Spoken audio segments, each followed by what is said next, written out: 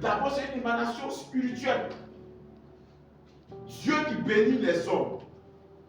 Amen. Amen. Donc la bénédiction est d'abord spirituelle avant d'être matérielle, avant d'être physique.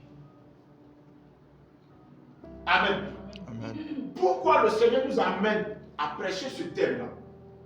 Parce qu'aujourd'hui, cela est capital, cela est primordial pour l'Église de Dieu, pour les enfants de Dieu. Bien aimé, j'ai dit comme ça que dans le mois de février, je voulais prêcher sur des thèmes sur la prière. Le Seigneur m'a dit non, il faut prêcher sur ce qui est fondamental pour l'Église. Revenons aux fondamentaux de l'Église. C'est pourquoi on a fait un séminaire sur l'amour. Donc beaucoup de chrétiens viennent à l'église. Est-ce qu'aujourd'hui, nous savons pourquoi nous venons à l'église les dimanches? Est-ce qu'aujourd'hui, nous savons pourquoi nous partons les soirs, on fait les cultes de soir? Est-ce qu'on sait? Beaucoup viennent dans la maison de Dieu pour avoir des bénédictions matérielles, pour avoir ce qui est de la terre. La bénédiction est d'abord spirituelle. Si Dieu a des chrétiens, tu prends sur au moins 100 chrétiens, tu leur demandes pourquoi ils viennent dimanche à l'église. Je t'assure aujourd'hui, 80%, ils vont te dire viennent pour un mariage, d'autres pour un voyage, d'autres pour un travail. Non! On vient les dimanches à l'église pour le salut, pour la vie éternelle. Est-ce qu'on sait ça? Est-ce qu'on a ça en tête et puis on vient ici dans la maison de Dieu? On vient dans la maison de Dieu pour le salut éternel. Amen. Amen. Pour le salut éternel. Est-ce que les chrétiens d'aujourd'hui savent qu'il y aura un jugement dernier?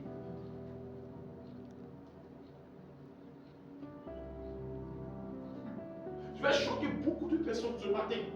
On vient pour le salut éternel, pour la vie éternelle.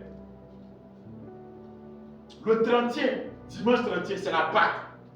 Jésus-Christ était ressuscité à la croix de Golgotha. Vous croyez que c'est pourquoi? C'est pour la vie éternelle. Il a vaincu le diable et ses agents, les principautés. C'est pour nous donner la vie éternelle. Il y a au moins 7 ans de cela, je faisais des évangélisations devant le CHU de Yopougon. Et ceux qui connaissent le CHU de Yopougon, il y a une grande boutique. Et aux environs de 17h, parce que je commençais vers les 15h, 16h. 17h30 par là, le jour-là, je ne me sentais pas bien. Donc j'ai fait 1h15. Il y a un monsieur qui est venu avec un cortège. Garde de corps, tout ça sont descendus, bien habillés, tout. Et puis je me suis adossé comme ça à la boutique. Il n'y a plus une bouteille d'eau que je buvais. Je transpirais. Parce que quand tu finis, tu transpires. Il est béni, hein. Il dit, quand j'ai dit ça, je ne vais jamais oublier. Il y a une voix qui a sonné dans mon oreille. Tu connais sa vie.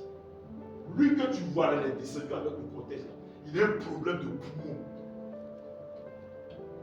Il sort avec les gars de corps, mais la nuit pleure. Ce monsieur que tu vois, le monsieur pleure. Il va partout dans les pays pour chercher sa guérison. Il n'est pas en paix. C'est pas ça la bénédiction. La bénédiction, c'est la voix qui me dit, c'est la paix que je te donne. C'est la santé d'abord que je te donne. J'ai dit, ceux qui connaissent Yopougon, je suis de Yopougon, j'habite à Nanéré. Je vais prendre le taxi, 200 ans, je finis, le taxi bleu, puis je m'en vais. Je n'ai pas pris le taxi, je marche comme ça, dans les rues, Seigneur, pardon, Seigneur, pardon. Tellement que ça m'a estomaqué. Et j'ai commencé à aller. Je pressais devant le CHU, mais à rentrer dans le CHU. CHU de Cocody, CHU de Yopougon.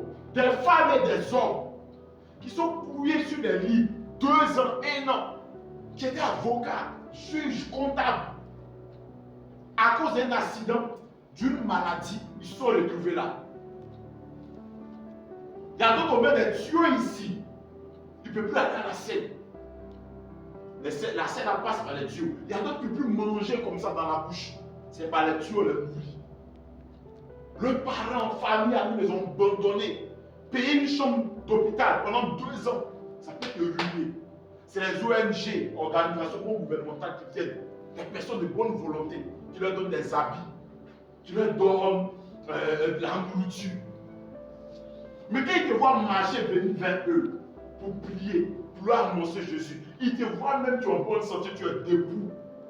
Pour eux, c'est déjà une grande bénédiction. Pour eux, tu es béni.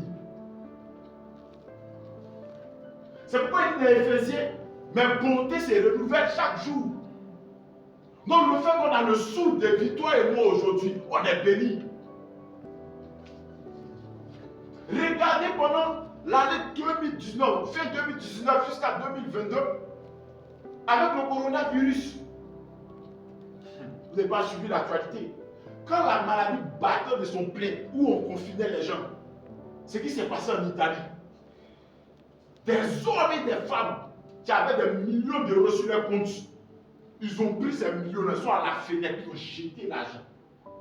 Parce qu'ils se sont dit quoi? On a des millions d'euros sur nos comptes, mais on ne peut pas guérir. On ne peut pas se soigner. Mais l'argent là nous sert à quoi? Donc si l'argent là ne peut pas les sauver, ne peut pas les guérir, c'est qui? C'est Jésus-Christ. Donc avoir Jésus-Christ, accepter Jésus-Christ, tu es béni.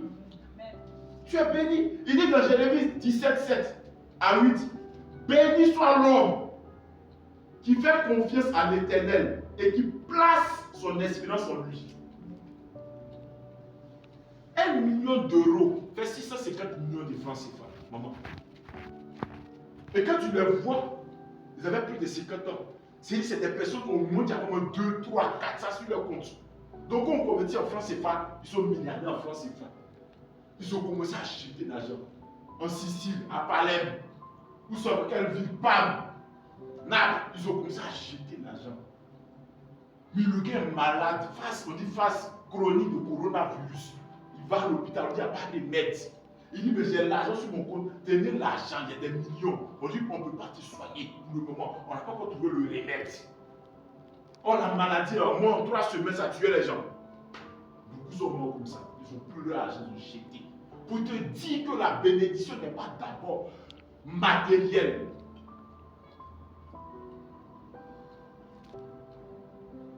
Et beaucoup d'enfants de Dieu, nous sommes séduits aujourd'hui. Croyons que la bénédiction est d'abord matérielle. Et elle nous pousse effrénés à l'acquisition du matériel. Et ça nous donne de perdre nos valeurs, ça nous donne de perdre notre salut, ça nous donne de perdre la vie en Christ. Il dit, après ce jour-là, ce qui est comme ça entendre de la part du Seigneur, ce n'est pas du jeu. Il dit, quel homme sur cette terre est allé au ciel avec sa maison? 3 jours après ce qui s'est passé devant le chute du pauvre, quel homme sur cette terre est allé au ciel avec sa maison? Quand vous partez, on va au cimetière, on enterre les personnes. Est-ce que les hommes qu'on enterre vont avec leurs vêtements, tous leurs placards, les boutiques qu'ils avaient, les Versace, les choses qu'ils avaient, les maisons, les comptes en banque, ils vont au ciel avec? On les enterre avec? Non. Pour nous dire que ce n'est pas ça d'abord la bénédiction. Tout ce qu'on a trouvé sur cette terre, on va laisser. L'homme est d'abord un être spirituel. Est-ce qu'on sait ça? On a fait de corps, âme et esprit. C'est pourquoi quand tu enterres un homme, le corps là, ça pourrit. Les os là, au fur et à mesure du temps, ça devient poussière. C'est ton âme qui va au ciel. C'est pour voir le salut des âmes. C'est pour on cherche des âmes. Donc ce qui nous fait homme là, c'est notre être intérieur, notre âme.